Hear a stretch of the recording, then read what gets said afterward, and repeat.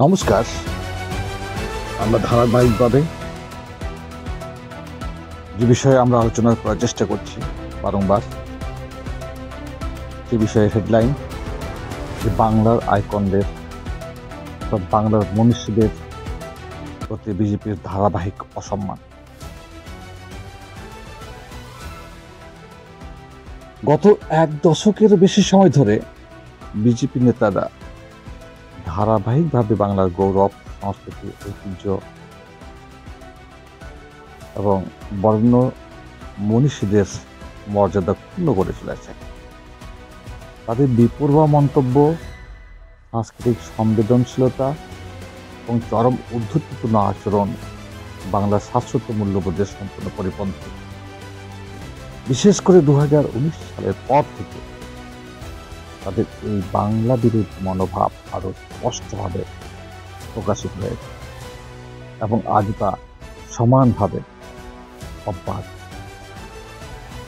2019 সালে কলকাতায় অমিত শাহের রোড শো দিয়ে এই ধারার সূচনা।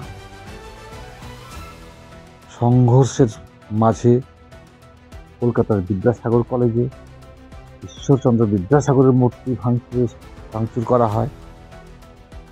শিক্ষার আলো, আমরা জানি বিদ্যাসাগর শিক্ষার আলো, নারীর শিক্ষার অগ্রদূত এবং সমাজ সংস্কারকের প্রতীক বিদ্যাসাগরের মূর্তি ধ্বংসকে বাঙালিরা বাঙালি যে গৌরবের উপর প্রত্যক্ষ আঘাত হিসেবে দেখেছিলেন।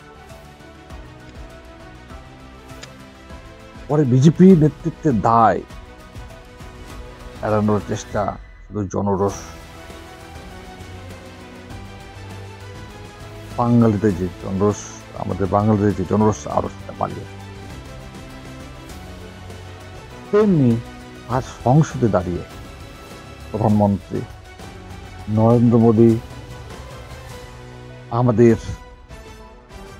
বাংলা সাহিত্য তথা পৃথিবীর হয়তো বলতে আমরা পারি সাহিত্য সম্রাট বঙ্কিমচন্দ্র চট্টোপাধ্যায়কে যেভাবে বঙ্কিম দা বলে সম্বোধন করলেন, চরম বিস্ময়কর। বন্দে মাতরম এর স্রষ্টা এবং ভারতীয় সাহিত্যের এই মহীরুহকে এক চায়ের দোকানের আড্ডার মেজাজে এমন অনায়াসে এবং অনানুষ্ঠানিক নামে ডাকা সমগ্র বাঙালি জাতির কাছে এক চরম অবমাননা ছাড়া আর কিছুই না। বাংলার শ্রেষ্ঠ মনীষীদের অপমান করার এই যে প্রতিযোগিতা, পিছিয়ে নেই বিজেপির অন্যান্য নেতারা। মধ্যপ্রদেশের উচ্চশিক্ষামন্ত্রী ইন্দোর সিং পালমার রাজা রামমোহন রায়ের মতো ব্রিটিশদের দালাল এবং ভুয়ো সমাজ সংস্কারক বলার ধৃষ্টতা দেখিয়ে বাংলার নবজাগরণের প্রতিক্রিয়া সম্পর্কে এই ধরনের পরিপূর্ণ মন্তব্য আসলে বাঙালির সামাজিক এবং সাংস্কৃতিক পরিচয়ের ভিত্তি মূলে সরাসরি কুঠারাঘাত করে। অন্যদিকে কর্ণাটকের বিজেপি নেতা বিশ্বেশ্বর হেগড়ে তাগেরই দাবি করেন যে রবীন্দ্রনাথ ঠাকুর ব্রিটিশ কর্মকর্তাকে খুশি করতে জাতীয় সঙ্গীত লিখেছেন। আবার ভুল করে রবীন্দ্রনাথ ঠাকুরের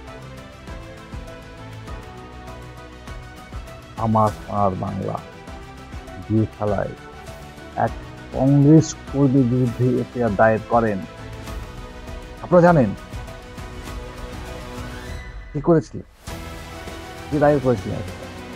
অসমের মুখ্যমন্ত্রী বিশ্ব শর্মা, যা তার সাংস্কৃতিক দৈন্যদশার একটা প্রমাণ। এমনকি বঙ্গ বিজেপি নেতারাও এই ধাপ থেকে বাদ যাননি। রাজ্য বিজেপির সভাপতি বর্তমানে প্রাক্তন হয়েছেন, প্রাক্তন বিজেপির সভাপতি সুকান্ত মজুমদার মন্তব্য করেন, যারা গীতার চেয়ে ফুটবলকে বেশি গুরুত্ব দেয় তারা বামপন্থী মানসিকতা, যা স্বামী বিবেকানন্দের সমন্বিত মন শরীর যে গঠনের দার্শনিক চিন্তাকে সম্পূর্ণভাবে অপমান করে।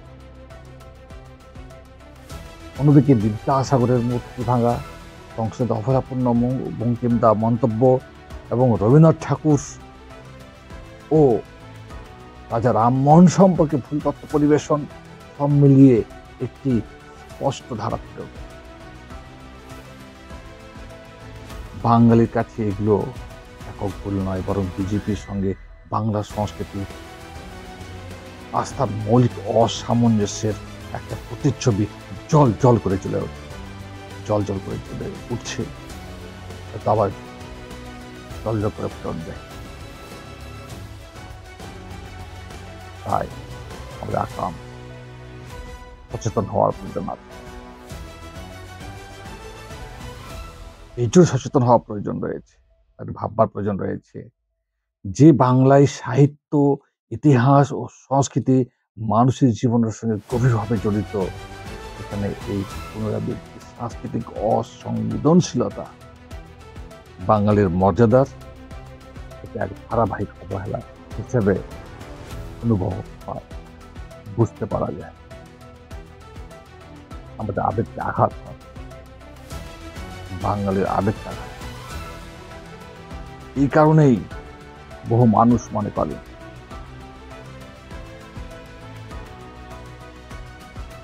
বিজেপির দৃষ্টিভঙ্গি বাংলার সাংস্কৃতিক হৃদস্পন্দনের সঙ্গে, বাঙালির আবেগের সঙ্গে, বাঙালির মনন চিন্তনের সঙ্গে